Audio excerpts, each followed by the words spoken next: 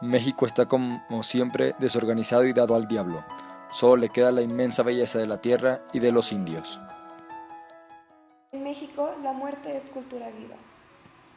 En 2014 se registraron 577.713 matrimonios incluidos entre personas del mismo sexo. Río Bravo nos divide con Estados Unidos. El país tiene una gran población de alrededor de 27 años y cuenta con una esperanza de vida de 75 años. La montaña más alta de México es el Pico de Orizaba. Chihuahua, siendo el estado más grande de México, solo tiene una densidad de población de 14 habitantes por kilómetro cuadrado. Contamos con 10 diferentes tipos de vegetación en el país. El total de personas entre 15 y 24 años que van a la escuela es de un 44%. La Ciudad de México es el número más alto de densidad de población en la República. El 48.6% de los habitantes pertenecen al sexo masculino. Río Grijalva nos divide con Guatemala. 100 viviendas, 89 disponen de agua potable.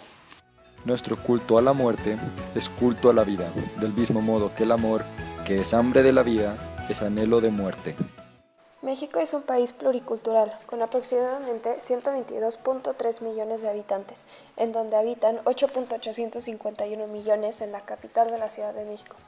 México cuenta con 2 océanos, el Pacífico y el Atlántico, más el Golfo de México. El país se organiza en 32 estados y la Ciudad de México. El país ocupa el número 14 en superficie continental, con 1.964.375 kilómetros cuadrados de superficie continental. En Estados Unidos, Belice y Guatemala como vecinos. Hoy en día contamos con 47 diferentes grupos étnicos. De una manera volveré a México. No soporto estar en un país más surrealista que mis pinturas. Salvador Dalí. En la zona noroeste lo que más se produce es maíz y frijol. Estos dos siendo de los más emblemáticos en la alimentación del mexicano.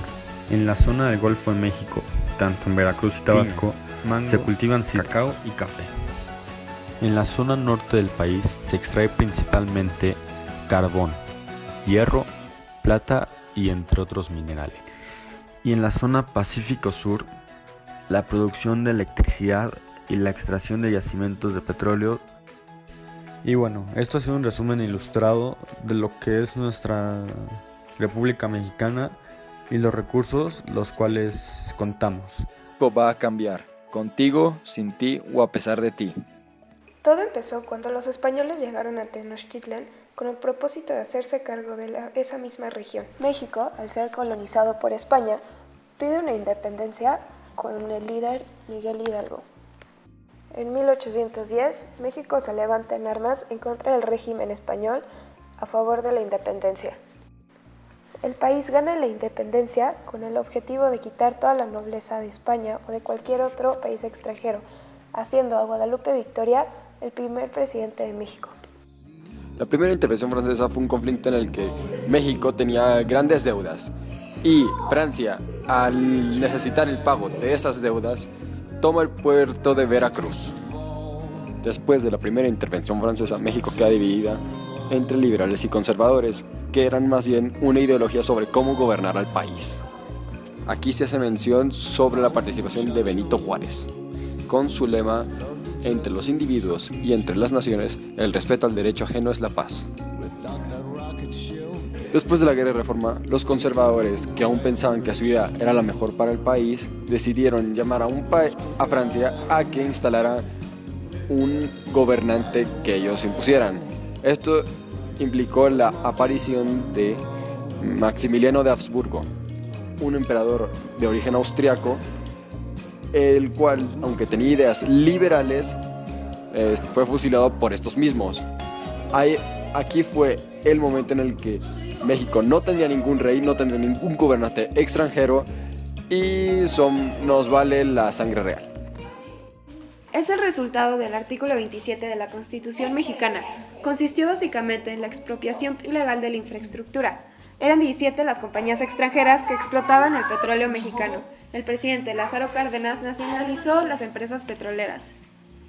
Con el presidente Díaz Ordaz a cargo, el 2 de octubre de 1968, una marcha pacífica se dio en la Plaza de las Tres Culturas por los estudiantes en huelga, que acabó siendo una masacre nacional cuando fueron disparados a órdenes del gobierno. con el propósito de mantener la calma en los Juegos Olímpicos.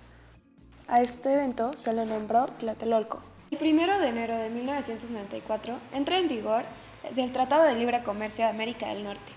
Siendo una de las zonas más grandes de comercio en el mundo, está conformada por 3 países, Canadá, Estados Unidos y México, abriendo puertas a un México neoliberal. Las oposiciones son el más sangriento espectáculo nacional después de los toros. El Ejército Zapatista de Liberación Nacional se levanta en contra del gobierno con el objetivo de crear un gobierno democrático participativo formado por grupos indígenas en el sur del país. La ciencia es universal, el arte nacional, la necedad nacionalista. En México, el poder es más codiciado que la riqueza. Si usted es millonario, le será difícil, casi imposible, pasar de los negocios a la política. En cambio, usted puede pasar de la política a los negocios.